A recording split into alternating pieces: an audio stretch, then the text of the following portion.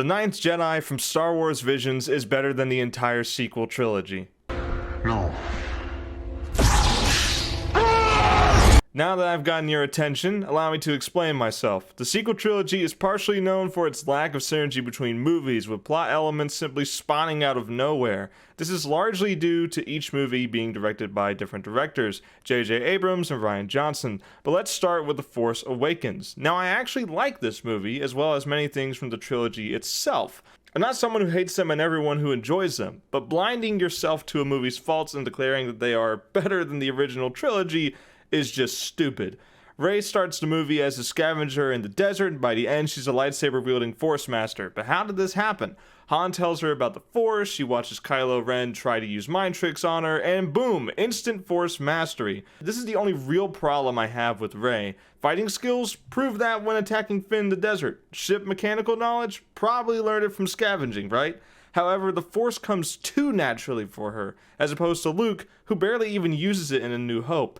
If there was just one scene, just one moment where she showed a hint of Force sensitivity, then it would have been more believable to me and millions of watchers that she could mind trick on her first try. A scrapper in the desert could have said, "How do you always know where to find high-value ship parts?" And she could have replied, "I can't explain it. It's just a feeling." That would easily identify that Rey has the Force and passively uses it, whether she knows it or not. So what does this have to do with The Ninth Jedi? Well, this episode does an excellent job at both setup and payoff, and subverting expectations. Spoiler alert! Please watch this for yourself. It is so good!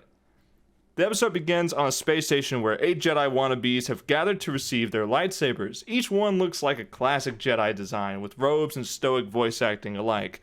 However, Jiro, the person who sent the invite, hasn't revealed himself yet, and looking at the holovid, it's visually obvious that this guy looks shady. Red eyes, dark hood, and a deep menacing voice. Not only that, but he has a giant droid with red eyes and a menacing voice as well.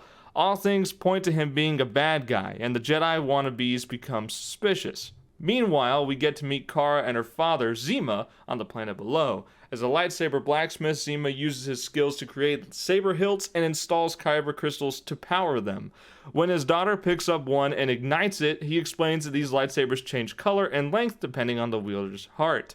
This scene also shows Kara swinging the colorless blade, which her father compliments by saying she is skilled with a lightsaber. Keep this in mind. Soon after completing the last saber, 2 gunmen show up at their doorstep, and Zima sends his daughter off with the lightsabers. The blacksmith is attacked, but demonstrates some Force capabilities by redirecting blaster fire and exploding his own shop.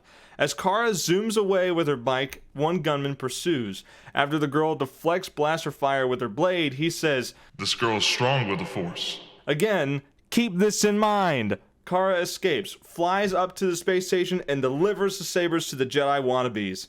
They ask about Jiro, and Kara explains that she's known him since birth. This entire episode has led up to the idea that Jiro is not a Jedi Master, but someone looking to deceive and kill Jedi wannabes who take his invitation. Then this happens. I am not exaggerating when I say I had to pause the episode and pace around my apartment for 2 minutes. I genuinely could not believe that I was fooled this hard. This plot twist is so much better than anything in the sequel trilogy, but why?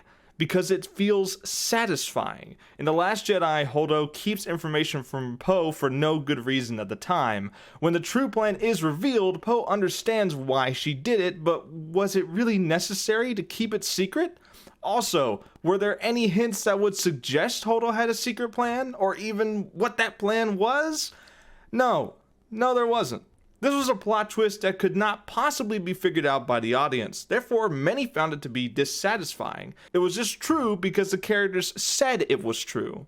The Ninth Jedi animation could have easily just had the Sith lightsabers be blue, with them saying something like, "We are Sith, sent here to kill any Jedi before their training can begin."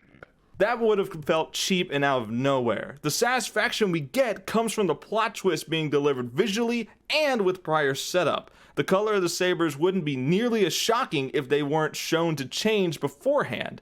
Sure, it would have been a twist that the Jedi wannabes were evil, but the fact that the audience had hints rewards us for figuring it out and excites us when we get it wrong.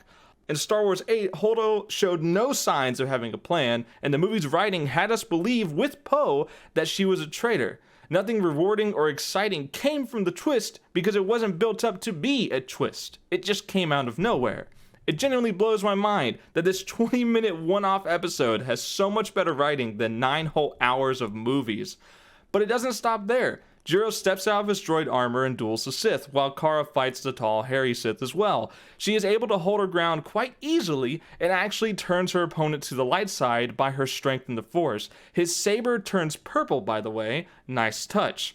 So a young female character who grew up secluded on an almost barren planet obtained a lightsaber and is strong with the Force. Yet none of these abilities seem out of place or sudden because they were priorly set up by character dialogue. Do you see what I mean yet? Rey is almost the exact same character, but with almost no setup at all. She has all this power that you can only assume she heard of before the movie began or something. There's no scenes of her practicing the Force, nothing showing that she can even lift things, and yet she tricks a stormtrooper into setting her free. It makes no sense. Just like with Holdo in The Last Jedi, we just have to go with it because the movie tells us to go with it.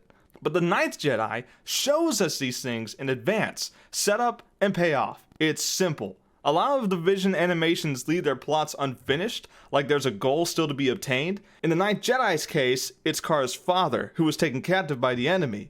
If any studio has earned their chance at making a full Star Wars anime, it's definitely Production IG, and I'm not alone in thinking this. And I haven't even talked about the animation itself. Gorgeous. Everything just works. The voice acting, dialogue, pacing, fight scenes, all of it. The other episodes are great as well, so if you haven't yet, please check them all out. I highly recommend this series. Thanks for watching the video. Before you head out, please click the link in the description to check out my webcomics. I'm really proud of my work and want people to enjoy reading them, so do it. Leave a like on this video, subscribe, and feel free to comment which episode of Star Wars Visions is your favorite below. This is EV Variety, and until next time, may the Force be with you, and peace out.